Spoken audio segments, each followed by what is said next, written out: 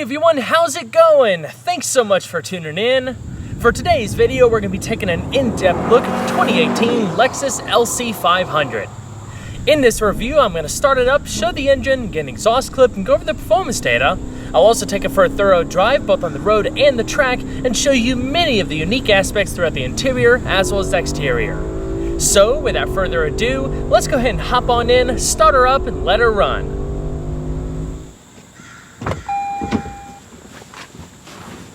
When you go to grab for the door, you'll notice the handles are unlike any other Lexus. In fact, they're very much like the ones that Jaguar uses on the F-Type. When the car is locked, the handles are flush with the body, but once you unlock it, they automatically pop out.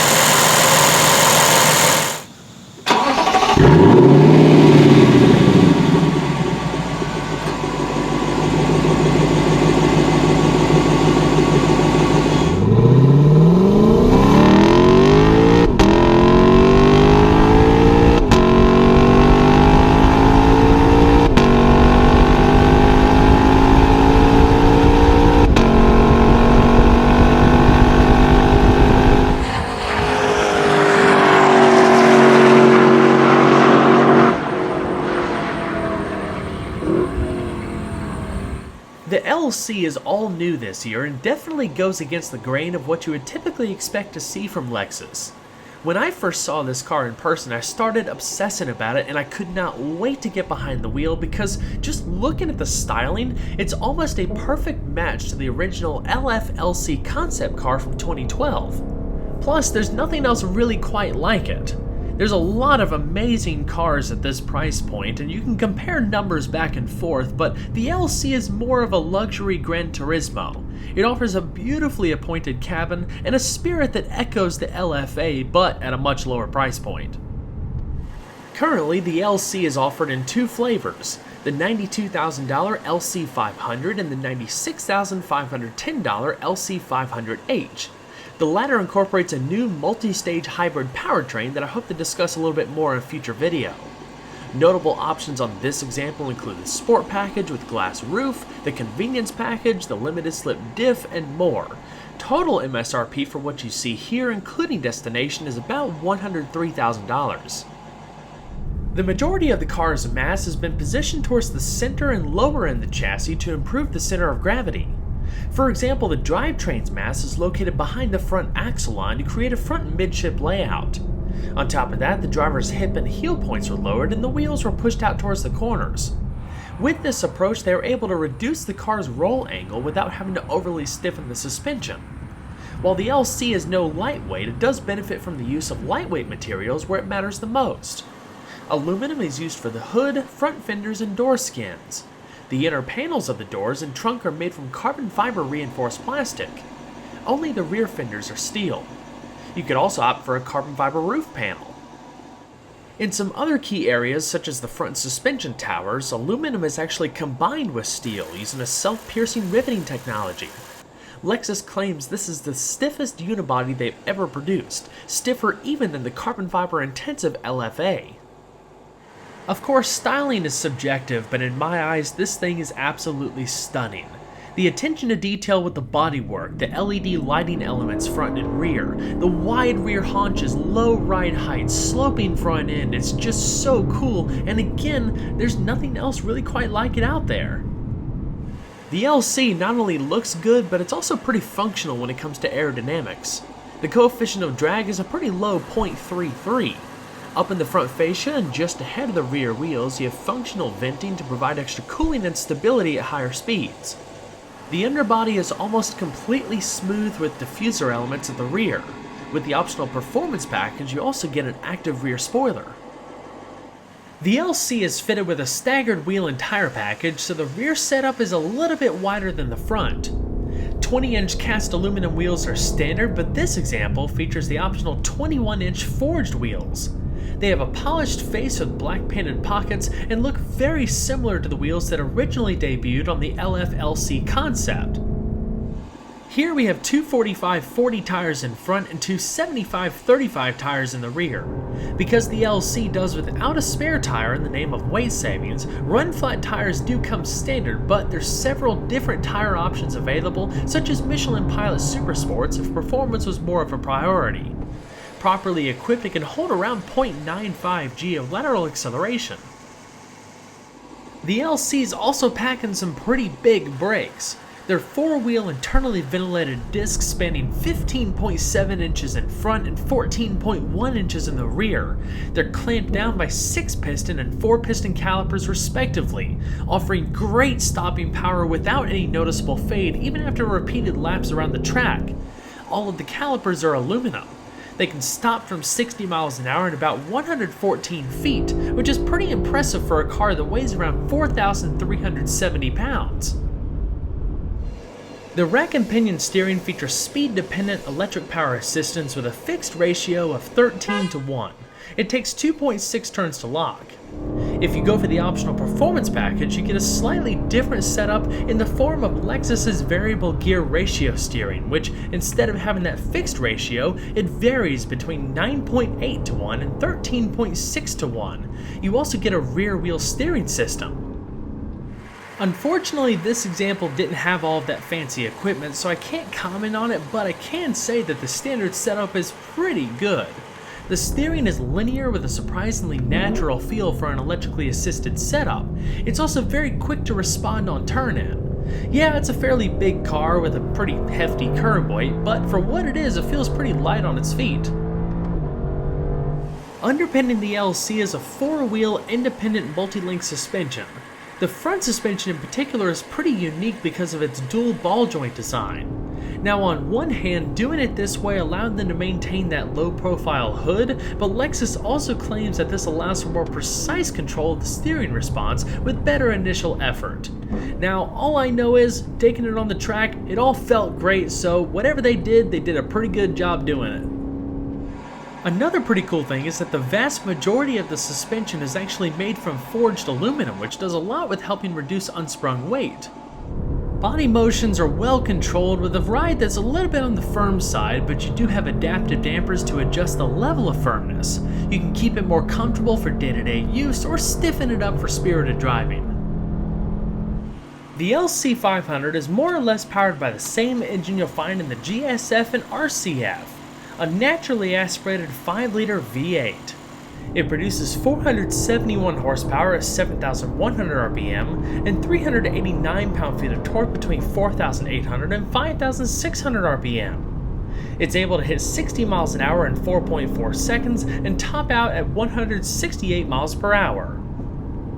There's a lot of advanced technologies packed into this engine that make it very efficient for what it is, but one of the coolest things about it is the fact that it can rev up to 7,300 RPM. You have titanium intake and exhaust valves and forged pistons and connecting rods, which do a lot with reducing rotational inertia. The engine loves to rev. It's extremely responsive and always feels lively. You also have 5 different drive modes to not only alter engine parameters, but the gearbox, the suspension, and more. Eco, Comfort, Normal, Sport, and Sport Plus. They could all be switched between on the right-hand stalk of the instrument cluster. It's obvious that Lexus makes some seriously nice cars, but honestly this was the first one that kept me grinning from ear to ear during the entire week that I had to drive it. The sound alone is absolutely incredible. You can thank the active intake and exhaust systems, which not only help reduce back pressure and improve breathing on demand, but they create a symphony of sound that's second only to the LFA supercar. On top of that, there's actually a resonance tube that connects the intake and firewall to help augment that sound. So at this point, I think we can all agree that the LC500 is pretty neat, but the real magic behind the car is the all-new 10-speed automatic transmission, which features G-Force artificial intelligence software that monitors the vehicle's G-sensor and the degree of throttle opening to adapt the shift algorithm to your driving style. Push it hard and shifts sound off like the crack of a whip. The whole experience is very dramatic. Of course, there's rev matching downshifts, and depending on which drive mode you have set, when you brake really hard into a corner, the transmission will automatically downshift and select the appropriate gear so you're ready to go upon corner exit. You can also manually select gears by the paddle shifters on the back of the steering wheel. As far as fuel economy, the LC500 is rated between 16 miles per gallon in the city and 26 miles per gallon on the highway. You can expect an average of around 20 miles per gallon. 91 octane fuel is recommended, and it's all held within a 21.7 gallon tank. The LC's interior really emulates that concept car feel. It's like a blend of some of their modern design elements with some stuff from the LFA to stuff that we've never seen before. The build quality is phenomenal. Just like the exterior, the interior is filled with excellent detailing, stitched accents, beautiful leatherwork. The only thing that I wish they could have done was replace that black steering column for one that matched the rest of the interior, but that's pretty minor. The seats are 8-way power adjusting, including 2-way adjustable lumbar. The steering wheel is power tilting and telescoping. The seats are a little bit on the firm side. They trade some plushiness for better long-term comfort, so I'll take that any day. There's a lot of support across the sides with big bolstering, especially across your torso. The steering wheel is heated and the seats are heated and cooled. To operate them, you have to go through the infotainment system. There's some basic climate controls across the center console, again very concept car-like, but there's more detailed settings within the infotainment system. In designing the interior, style was definitely a priority. When it comes to figuring out how everything works, it honestly took me a few minutes, but the way Lexus has organized everything, it's all pretty intuitive still.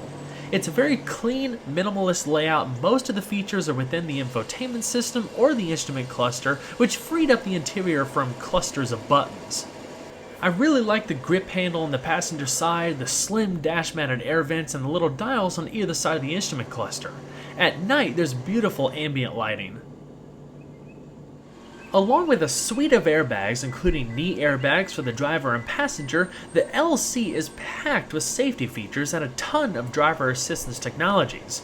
On one side, you have a standard backup camera with blind spot monitoring and rear cross traffic alert, but you also have a pre-collision system with pedestrian detection, all-speed dynamic radar cruise control, lane departure alert with steering assist, vehicle sway warning, and intelligent high beams, and that just scratches the surface. You also have SOS emergency roadside assistance. So let's talk a bit more about features. A 12-speaker Pioneer surround sound system comes standard, but this example features the 13-speaker Mark Levinson system. It's optional and specifically tailored to the LC's cabin, offering amazing audio quality.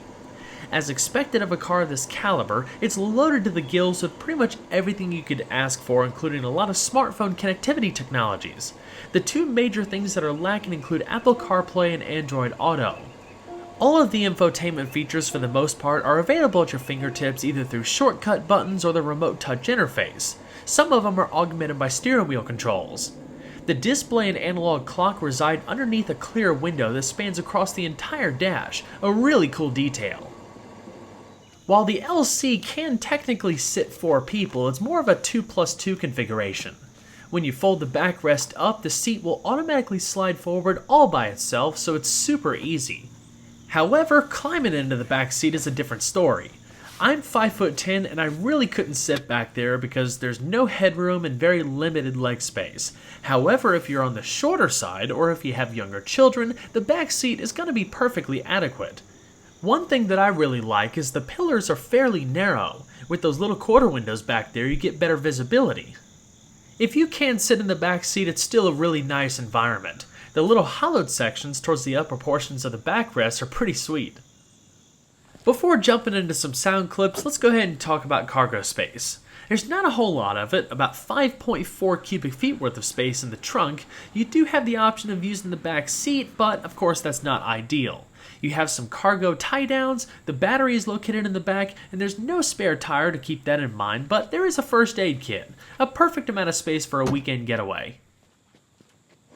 So now let's go ahead and see how she sounds. I'm also going to be shooting one of my pure sound videos on this, so when it's live, the link will be in the top right hand corner of the video. Definitely check that out if you like a more in-depth look at the exhaust system.